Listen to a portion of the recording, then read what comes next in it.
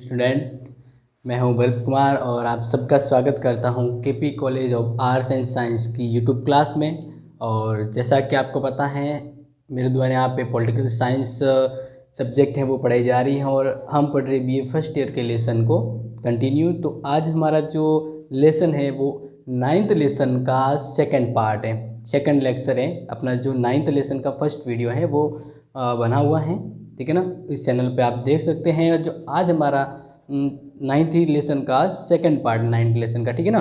तो जैसे कि आपको मैंने बताया कि समानता क्या है, तो एक बार वापस दोहरा देते हैं, शॉर्ट में ही समझेंगे।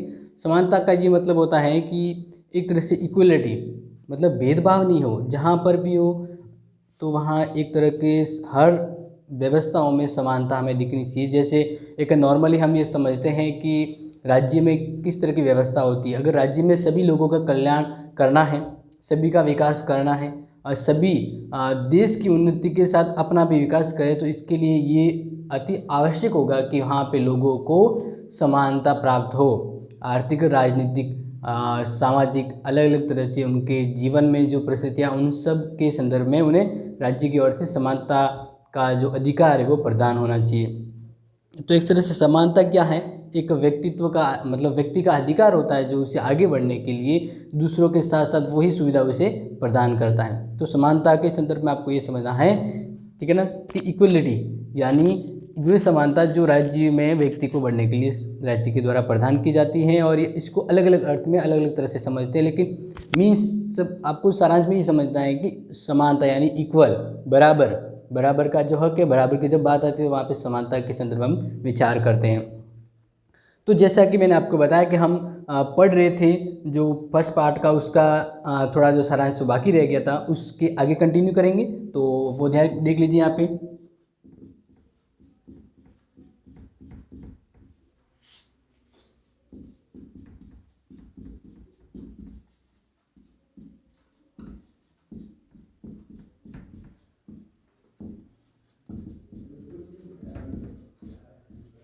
समानता के विविध पक्ष और आयाम को हम पढ़ रहे थे। तो इसमें सबसे पहले जैसे मैंने बात करूं कि हमने कौन सा आयाम या पक्ष को पढ़ा है, तो वो आपको बताऊं कि सबसे पहले हम कानूनी समानता पढ़ा है और कानूनी समानता के बाद राजनीतिक समानता को हमने दिन कर लिया है।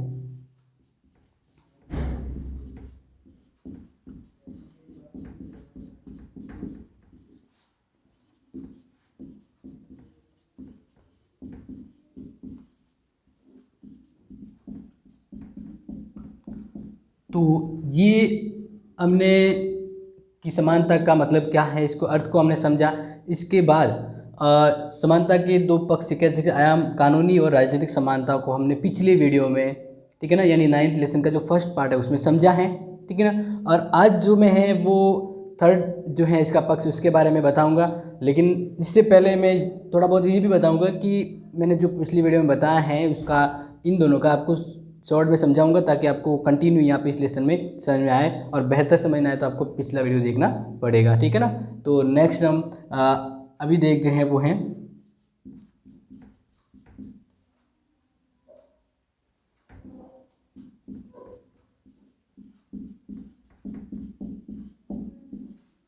और जो लास्ट हम देखेंगे वो है आर्थिक समानता,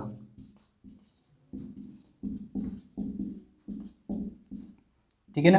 तो कंटिन्यू आपको यहाँ पे जुड़े रहना है, अपना ध्यान यहीं पे देना है, तभी आपको अच्छे से समझ में आएगा। हाँ देख लीजिए, जैसे मैंने बताया था कानूनी समानता का मतलब है कानूनी रूप में, यानी उस राज्य में कानून ऐसे हो जो सभी को समानता की तरह आगे बढ़ाए। यानी कहने का मतलब कानून में भी भेदभाव नहीं होना चाहिए, कानून में भी भेदभाव नहीं होना चाहिए। जैसा यही समझ ले कि जो एक स्टार है, अभिनेता है, उसने जो अपराध किया है, ठीक है ना, और वही अपराध किसी सामान्य व्यक्ति के द्वारा हुआ है, तो वहाँ पर जो कानूनी व्यवस्था होगी उसके द्वारा उसको समान जो भी दंड है वो दिया जाएगा। ऐसा नहीं है कि वो एक विशेष कह सकते हैं पर्सन है जिसको दंड न दे या माफ़ कर दे, और किसी जो सामान्य है उसको उस दंड का पूरा भुगतान या वह दंड भुगतेगा, तो ये नहीं होना चाहिए, ठीक है ना। तो कानून द्वारा क्या किया जाएगा कि उनके समक्ष सभी समान हैं, कानून के नज़र में सभी समान हैं। तो सबसे इम्पोर्टेंट ये होगा कि कानून के समक्ष जो समान है तो उनका पालन भी समानता के साथ किया जाएगा, ठीक है ना। तो ये यहाँ पे आपको ध्यान रखना है कि कानूनी समानता का मतलब कानूनी रूप में सभी व्यक्ति समान है, उनके लिए समान कानूनी प्रक्रिया है वो अपनाई जाती है। और इसी तरह के ये यहाँ पे ध्यान रखना है कि कानूनी रूप में जो जिस तरह की व्यवस्थाएं होती है, जैसे करों का निर्धारण करना, तो जैसे कर है, कर व्यवस्था भी समान व्यवस्था के अकॉर्डिंग अपनाई जाएगी। कर्तव्य का पालन है वो भी भेदभाव रूप में नहीं होगा, यानी किसी को विशेष अधिकार नहीं दिया जाएगा। यहाँ पे ऐसा नहीं कि एक विशेष पर्सन है तो उसको कानून रूप में भी विशेष अधिकार दिया जाए, नहीं, कानूनी रूप में सभी समान रहेंगे, उनके साथ कानून का व्यवहार भी समानता के साथ होगा। तो ये मैंने आपको यहाँ पे बताया था।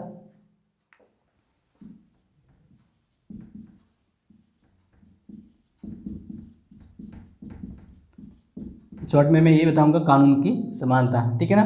दूसरा आपको यहाँ पे समझना है राजनीतिक समानता। राजनीतिक समानता का मतलब है कि राजनीतिक क्षेत्र के अंदर व्यक्तियों के द्वारा जिस तरह से राजनीति में प्रवेश किया जाता है तो उसके संदर्भ में राजनीति समानता के तौर पे देखें तो राजनीति उन लोगों के साथ समानता का व्यवहार करेगी। यानी ये कह दीजिए या ये समझना है आपको कि एक व्यक्ति है या उस राज्य में बहुत सारे व्यक्ति हैं तो सभी को समान मतदान का अधिकार है। यानी कोई भले पैसों वाला हो, अंबानी हो या कोई नॉर्मल सा कोई इंसान हो, ठीक है ना, तो उनके कोई वंशज है तो अगर वो 18 साल के होंगे तभी उनको मत देने का अधिकार है। ऐसा नहीं कि वो उनका पैसों वाले की है या एक विशेष पब्लिसिटी इंसान है तो उनको विशेष अधिकार दिया जाए, नहीं। राजनीतिक समानता का मतलब ये होगा कि अगर आप मतदान का अधिकार आपको तभी मिलेगा जब आप 18 वर्ष की आयु प्राप्त है, जो भारत में ये व्यवस्था स्थापित है, तो इसके अकॉर्डिंग ये होगी कि इसमें भेदभाव नहीं किया जाएगा, ठीक है ना। तो ये आपको यहाँ पे समझना है पहला कि राजनीतिक समानता का मतलब कि आप राजनीतिक क्षेत्र में जो गतिविधि ले रहे हैं उसमें आपको राजनीति के द्वारा जो सुविधाएं दी जा रही है वो समानता के तौर पे दी जाएगी, यानी समान इक्वलिटी सबको मिलेगी। दूसरा, जैसे कोई चुनाव लड़ रहा है, एक उम्मीदवार हो रहा है तो उसके साथ भेदभाव नहीं किया जाएगा कि आप किस वंश या लिंग से हैं तो आपको राजनीति में ऐसा अवसर नहीं दिया जाएगा, नहीं, ऐसा नहीं है। उसे जन्म स्थान या किसी भी साथ भेदभाव नहीं किया जाएगा। अगर वह राजनीति में भाग लेने के लिए योग्य है तो वह राजनीति में उम्मीदवार बन सकता है, उसके साथ कोई भेदभाव नहीं किया जाएगा। और इस तरह का जैसे हम सार्वजनिक पद प्राप्त करने का कोई योग्य है तो वो कर सकता है। यानी राजनीतिक क्षेत्र के अंतर्गत जितनी भी गतिविधियाँ होती है उसमें व्यक्ति के साथ कोई भेदभाव नहीं किया जाएगा, उससे सभी व्यक्तियों के समान ट्रीट किया जाएगा, यानी राजनीतिक क्षेत्र में उसके प्रति समानता प्रदान की जाएगी, राजनीतिक समानता, ठीक है ना।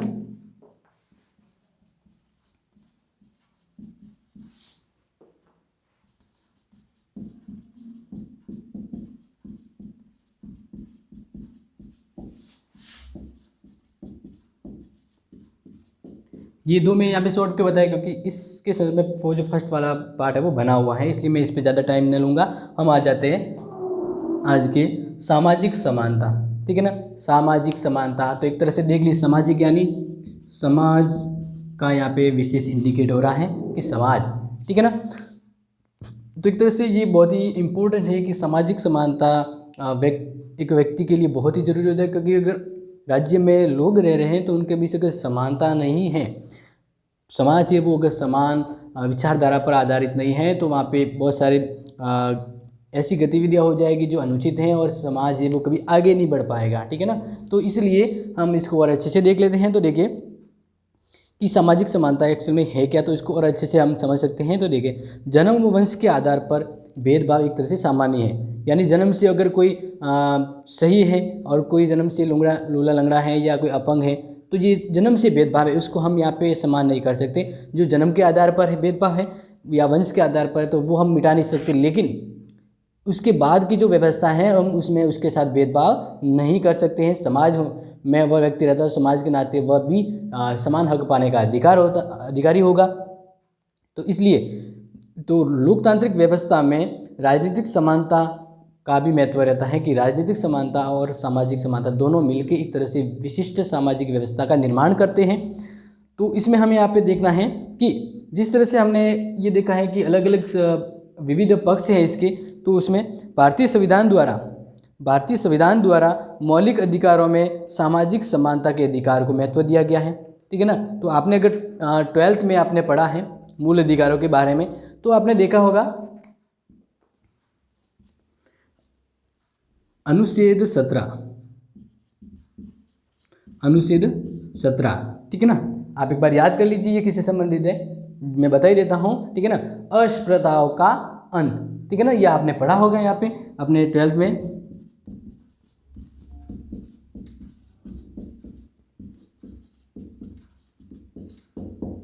तो ये ऐसा क्यों किया गया, आपको ये ध्यान रखना है कि ऐसा क्यों हुआ। इसका जो यहाँ पे जो हिंदी वर्ड है वो थोड़ा सुधार लेते हैं, ठीक है ना। तो वो ध्यान रखें, अस्पृश्यता।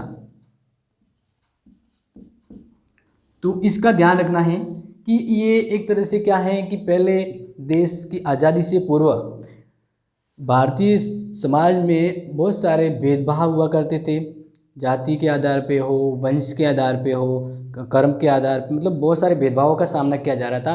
तो इसमें कुछ वर्ग ऐसे थे जो हमेशा शोषण का शिकार होते रहे और उनकी स्थिति समाज में बहुत ही नीचे हो गई। तो फिर इनको अस्पृश्य समझा जाने लगा, मतलब ये समझा जाने लगा कि ये हमारे समाज के लिए सही नहीं है, ये निम्न कैटेगरी के हैं, इन्हें अगर हम हाथ लगाते हैं या इन्हें हमारे समाज में इनको शामिल करते हैं तो हम क्या हो जाएंगे, एक से अशुद्ध हो जाएंगे। ये भावना मन में गहर करके दी, यानी उस समय ये व्यवस्था हो गई थी, क्योंकि मानव के द्वारा ही इस तरह की व्यवस्था बनाई है। प्रकृति ने सबको समान पैदा किया था, लेकिन ये परिस्थितियों के अकॉर्डिंग इस तरह का था।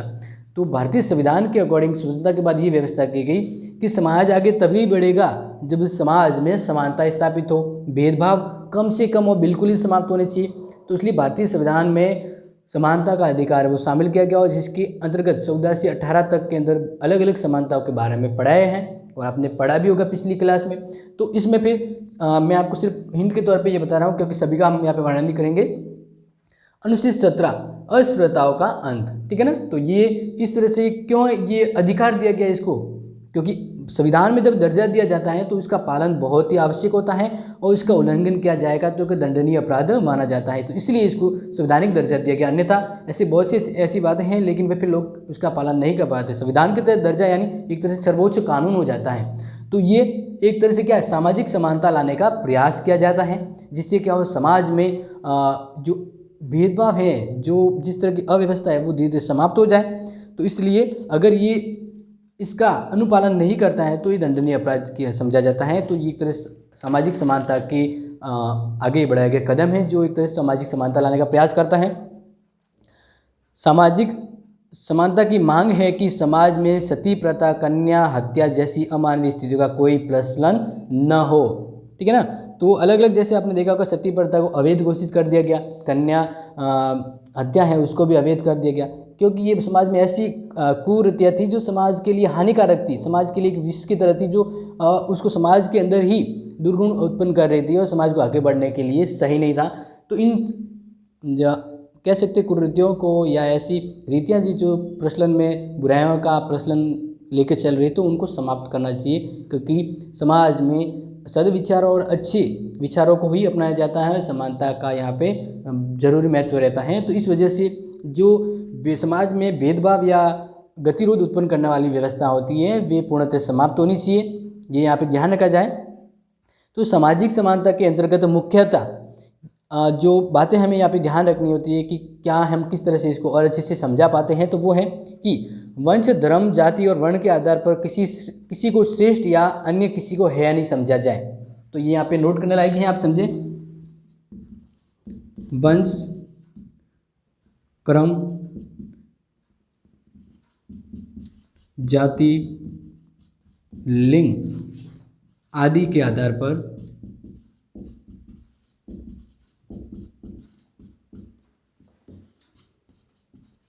किसी को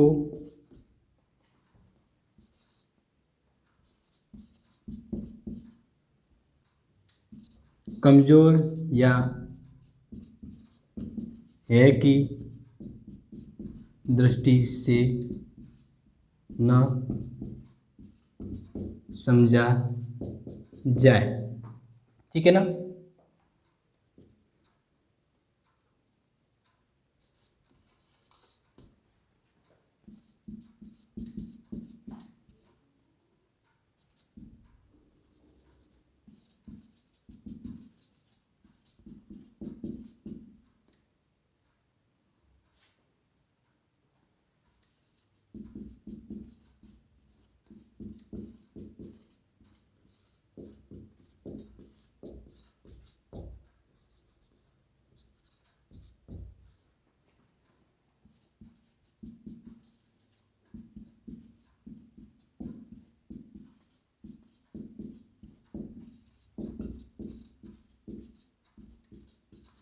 तो देखें कि वंश, क्रम, जाति, लिंग ऐसे बहुत से कारण हैं जिस वजह से समाज में असमानता पैदा होती है। तो इस सब कारणों के वजह से जो कह सकते हैं कि नीच की या ऊंच नीच की भावना आती है, तो वो नहीं आना चाहिए। मतलब वंश, क्रम, जाति, लिंग आदि के आधार पर किसी को कमज़ोर या हेय की दृष्टि से न समझा जाए। मतलब उसको कमज़ोर नहीं समझा जाना चाहिए कि भाई ये तो किसी वंश का नाम ना लेके बस ये समझा दो किसी को। पहले क्या थे, कोई वर्ग या वंश ऐसे थे जिनको निम्न कैटेगरी का समझा जाता था, कुछ उच्च वर्ग थे, तो इससे फिर ऑटोमेटिकली भेदभाव हो जाता है। तो ये कह रहे हैं कि इनको निम्न दृष्टि से या हेय नहीं समझा जाए, कमज़ोर नहीं समझा जाए, और अगर ऐसा नहीं होगा तभी समानता स्थापित होगी।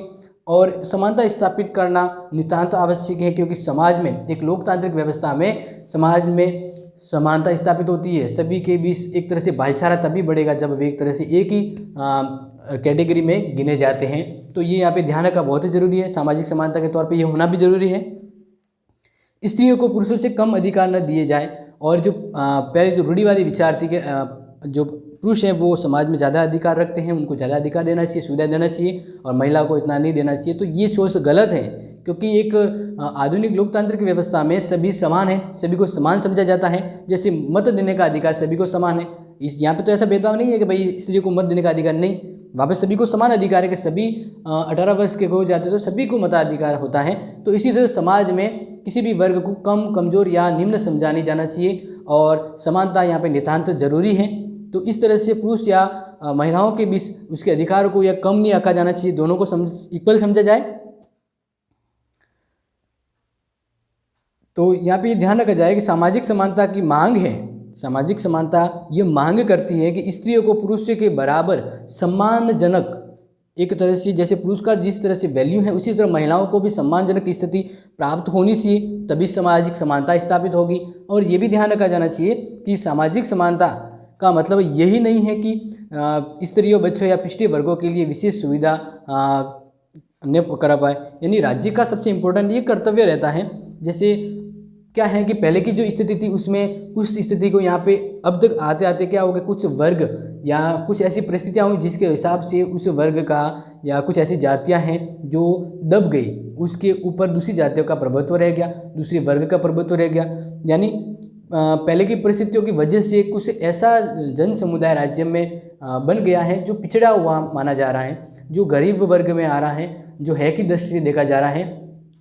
तो समानता का अर्थ ये नहीं कि उनको समान समझा जाए, साथ ही साथ ये भी विशेष ध्यान रखा जाए कि समानता तभी स्थापित होगी जब ये जो पिछड़े हुए वर्ग हैं, जो समाज में समानता स्थापित होने के बाद भी समाज के साथ नहीं चल पा रहे हैं क्योंकि बहुत ही कमज़ोर वर्ग है, तो राज्य के द्वारा ये अपेक्षा की जाएगी या राज्य से ये आशा की जाएगी कि वह उन लोगों के लिए विशेष प्रावधान करें।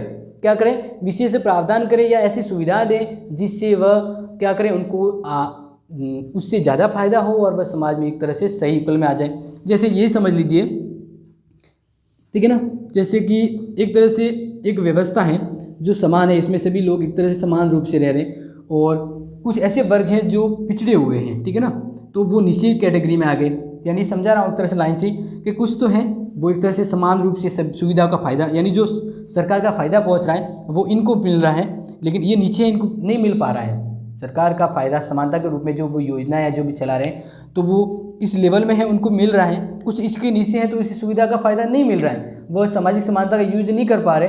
तो फिर सरकार से अपेक्षा की जाती है कि जो निम्न कैटेगरी के या जो कह सकते हैं कि जो आर्थिक रूप से असक्षम है तो उनको सरकार ज़्यादा फ़ायदा पहुँचाए, यानी ज़्यादा प्रॉफिट दे। जैसे आपने देखा होगा आरक्षण की व्यवस्था है, ठीक है ना, तो कुछ ऐसी जातियां, वर्ग या समुदाय हैं जिनको सरकार की ओर से कुछ विशेष रियासतें या आर्थिक हित के मतलब उनको बढ़ाने के लिए उनको कुछ सुविधाएं दी जा रही हैं, तो वह एक तरह से भेदभाव नहीं होता है। वो क्या है कि जो दबे हुए लोग हैं उनको सरकार के तौर से आर्थिक फ़ायदा, आर्थिक सुविधाएं दी जाए और ज़्यादा महत्व दिया जाए ताकि उनका भी जो लेवल है वह धीरे धीरे इनके बराबर आ जाए। तो इस तरह से सरकार की ये अपेक्षा की जाती है कि समानता का मतलब ये नहीं कि सभी के साथ समान व्यवहार हो, बल्कि ये भी है कि जो समाज से पिछड़े हुए लोग हैं उनका विशेष ध्यान रखा जाए, उनके लिए कुछ विशेष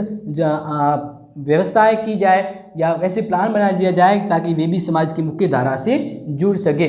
तो इस तरह से सामाजिक समानता है वह पूर्ण यहाँ पे सही अर्थ में समझी जाएगी। ठीक है ना। तो यहाँ पे ये ध्यान रखना बहुत ही जरूरी है कि समानता का मतलब सिर्फ एक ही रट लगाए नहीं बैठना कि सभी समान हो, बट ये भी ध्यान रखा जाए कि जो समाज से पिछड़े वर्ग हैं उन्हें भी आर्थिक हित या विशेष सुविधा देकर उन्हें समाज में समानता के तौर पे एक लेवल पे लाया जाए। तो ये पूर्ण रूप में समानता का अर्थ यहाँ पे प्रकट हो जाता है।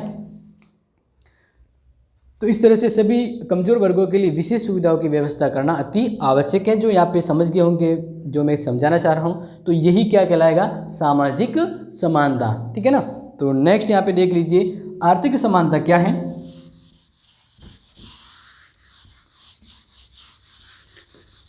जो पॉइंट के साथ यहाँ पे साइड में समझा रहा हूँ तो वह वापस मिटा भी रहा हूँ। तो आपसे अगर आपको नोट करना है या आप समझ रहे हैं तो उनको साइड में नोट भी करें, क्योंकि मैं वापस मिटाऊंगा, तो इसलिए ज़रूरी है कि आप साथ साथ समझते हुए नोट भी करें। अब देखिए आर्थिक समानता ये बहुत ही ज़रूरी है, क्योंकि आर्थिक तत्व आर्थिक क्षेत्र वो हर व्यवस्थाओं में शामिल रहता है, क्योंकि ये एक तरह से ऐसा पक्ष है, ये ऐसा आयाम है जो बहुत ही ज़रूरी है समानताओं को लेकर हो, स्वतंत्रता को लेकर या न्याय के संदर्भ में हो। तो यहाँ पे ये ध्यान रखें आज के जीवन में अर्थ यानी पैसा, धन, संपत्ति को लेकर, ठीक है ना, जो संपत्ति है या कैसे समृद्धि है वो अर्थ को यहाँ पे संदर्भ में समझा रहे हैं कि आज के जीवन में जो अत्यधिक महत्वपूर्ण स्थिति है वो अर्थ की है। वर्तमान में देखा होगा जो पैसे हैं उसका कहीं ना कहीं ज़्यादा महत्व रहता ही है।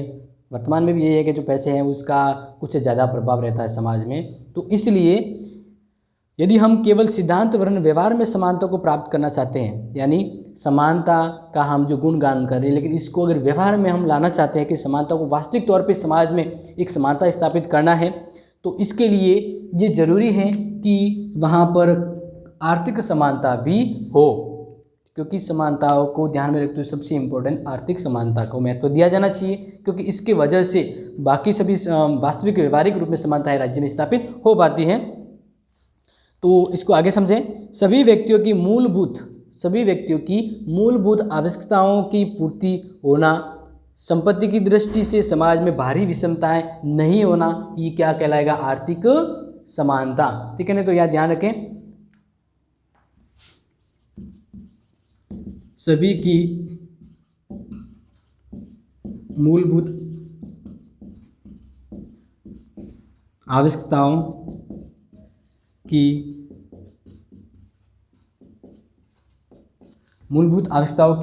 पूर्ति होना। ठीक है ना। पूर्ति होने का मतलब ऐसा है कि मूलभूत का मतलब रोटी, कपड़ा और मकान, ये जो है वह एक नेसेसरी है व्यक्ति के जीवन के लिए। तो ये चीज़ें तो व्यक्ति को मतलब कहने का मतलब कि किन प्रकार सरकार के द्वारा व्यवस्था की जानी चाहिए ताकि उनकी मूलभूत आवश्यकताएं उनकी पूर्ति हो पाए। ठीक है ना। और साथ ही साथ समाज में जो संपत्ति को लेकर है,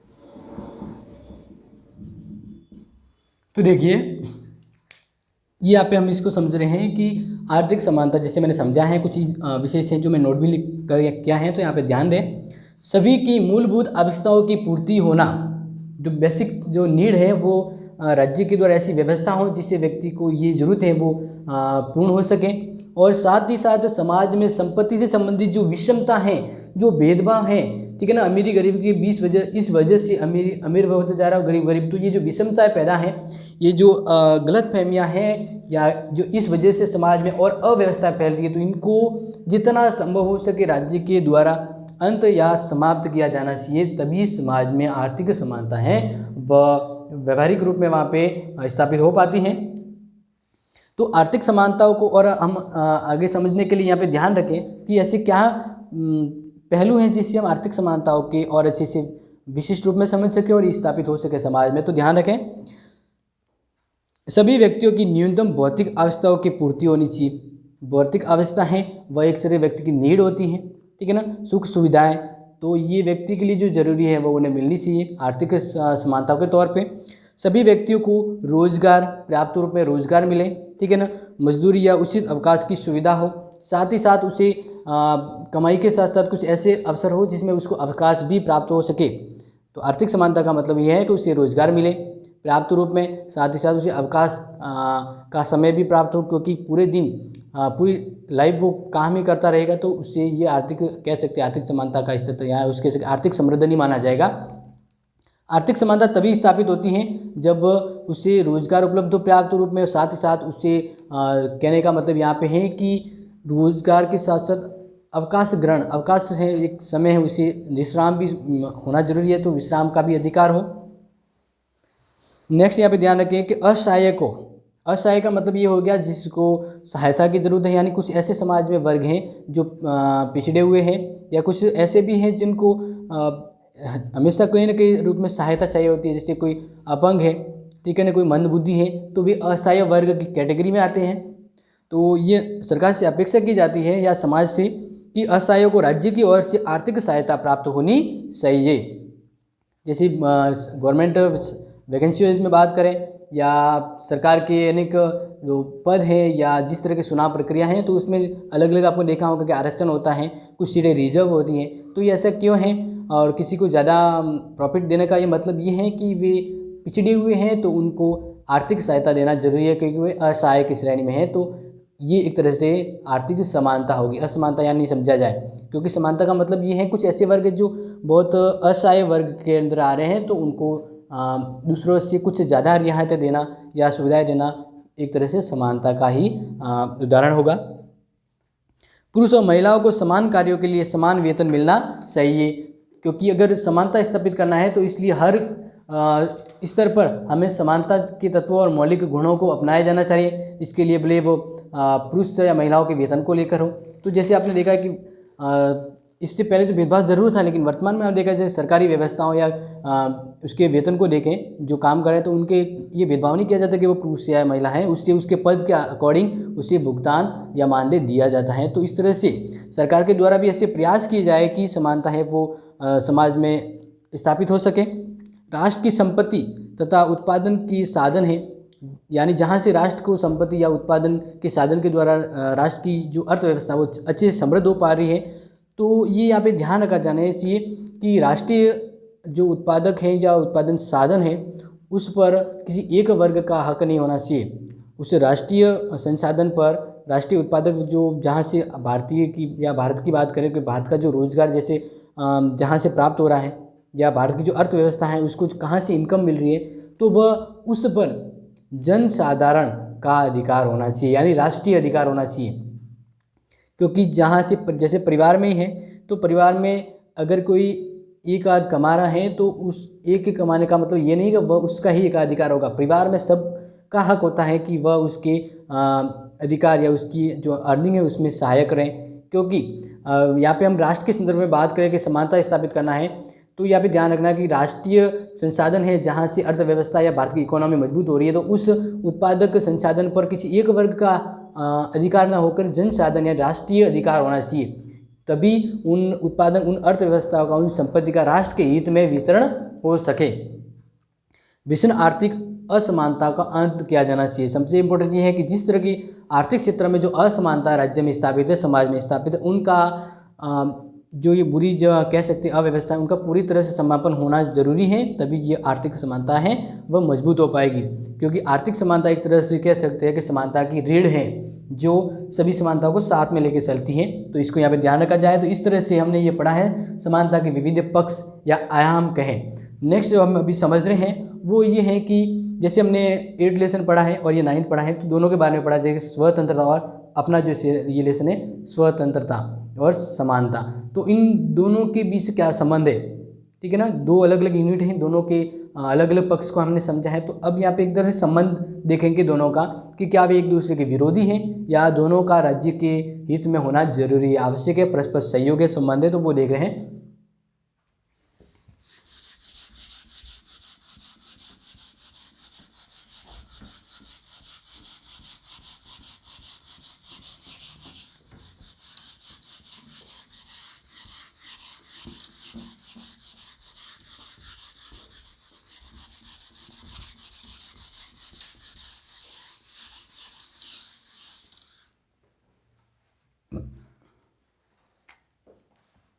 तो देखिए, समानता और स्वतंत्रता का आपसी संबंध, यानी विचार विमर्श कर रहे हैं इसके बीच स्वतंत्रता और समानता का संबंध।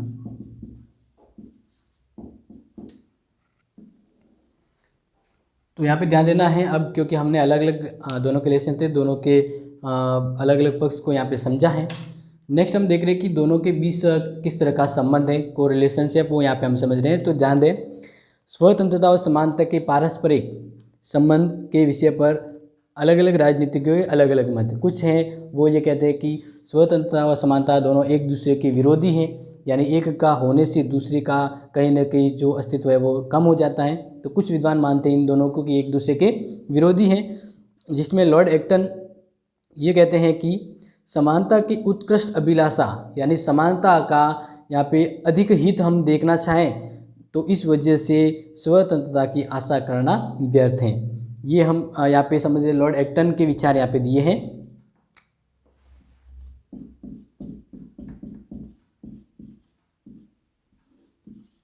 तो यहाँ पे मैं नोट नहीं करूँगा, सिर्फ आपको ये समझा रहा हूँ, क्योंकि ये नोट्स हैं वो कॉलेज के संपर्क से आपको ये मिल जाएंगे। तो इसी संदर्भ से ये आपके सिर्फ समझाने से संबंधित है। आप ध्यान रखें, कुछ ऐसे इंपॉर्टेंट पॉइंट है जो मैं यहाँ पे बता रहा हूँ। तो ध्यान रखना है कि जैसे लॉर्ड एक्टन ने ये कहा है कि समानता की उत्कृष्ट अभिलाषा, यानी समानता को हम एक तरह से उसके हित को देखते हुए उसकी और ज़्यादा अच्छी कामना अगर करना चाहते हैं कि राज्य में समानता स्थापित हो, तो इसका कारण ये होगा कि स्वतंत्रता की हम जो समझना चाह रहे, प्रयास करना चाह रहे हैं, फिर वो व्यर्थ हो जाएगा। यानी यहाँ पे जो लॉर्ड एक्टन है वो कहीं ना कहीं समानता और स्वतंत्रता को एक दूसरे के विरोधी बता रहे हैं कि एक का अगर ज़्यादा महत्व होगा तो दूसरा फिर उसकी इच्छा करना एक तरह से व्यर्थ हो जाएगा। तो इसी तरह से एक अन्य विद्वान है टॉकविल,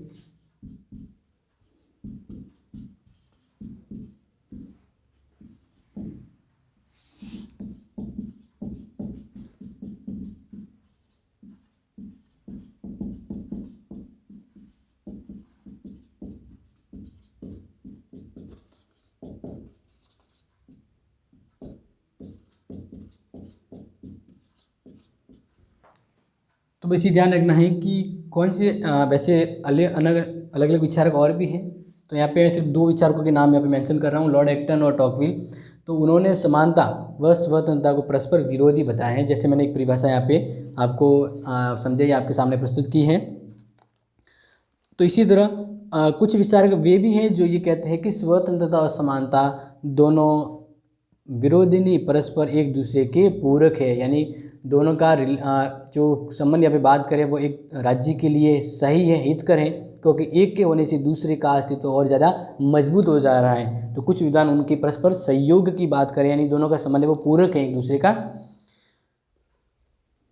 तो इसके संदर्भ में यहाँ पे देखिए, वास्तव में कुछ विद्वान इसके विरोधी और कुछ हैं जो इसके परस्पर सहयोग की बात करें। तो हम अब इसको एक तरह से निष्कर्ष के तौर पे देखेंगे कि वास्तव में इनका जो संबंध है वो किस तरह का है राज्य और समाज के अकॉर्डिंग देखें तो स्वतंत्रता और समानता विरोधी नहीं, परस्पर एक दूसरे का सहयोग से ये दोनों विचार है वो सही रूप से राज्य में स्थापित हो पाते हैं। तो वास्तव में स्वतंत्रता और समानता मानव जीवन सरिता के दो तट हैं।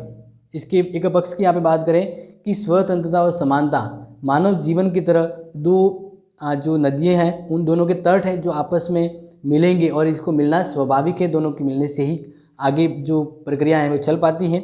इसी तरह एक और यहाँ पे एग्जाम्पल बता रहे हैं दोनों के संदर्भ में कि मानव कल्याण के लिए मानव को एक कल्याण रूपी रथ माने, ठीक है ना। जो अगर मानव का जो रथ है वो आगे जाएगा तो कल्याण की सीढ़ी पे चढ़ रहा है, तो इसके लिए उस रथ के दो पहिए हैं वो स्वतंत्रता और समानता है। यानी स्वतंत्रता और समानता दोनों एक रथ के दो पहिए हैं जो उस रथ को आगे ले जा रहे हैं एक मानव कल्याण की दिशा में। यानी दोनों का मानव के कल्याण में सहयोग है और दोनों का मिलने से ही मानव का कल्याण होगा। ये एक तरह से उदाहरण और एग्जाम्पल की तरह ही समझना है। इसके संदर्भ में और ये कहा है कि दोनों का संबंध को और अच्छे से समझाते हुए कहा है कि सत्य और शिव का जो अभिन्न अंग है वही मानवीय जीवन में स्वतंत्रता और समानता का है। जिस तरह से सत्य और शिव का संबंध एक तरह से एक ही समझा जाता है, वैसे ही यहाँ पे बताया कि मानवीय जीवन में स्वतंत्रता और समानता का यह महत्व इसकी तरह समान है, यानी एक तरह से इसका ये उदाहरण की तरह ही बता रहे हैं। तो यहाँ पे इनकी समानता के तौर पे देखिए,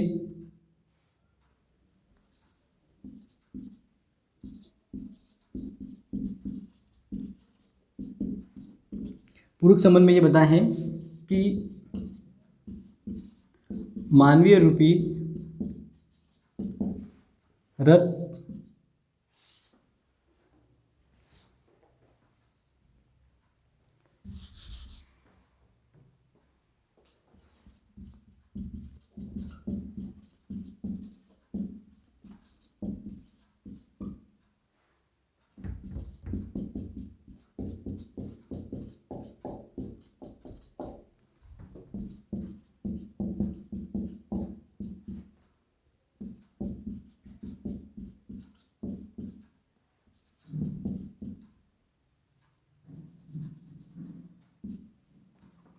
मानवीय कल्याण रूपी रथ के लिए समानता और स्वतंत्रता क्या है? दो पहिए हैं।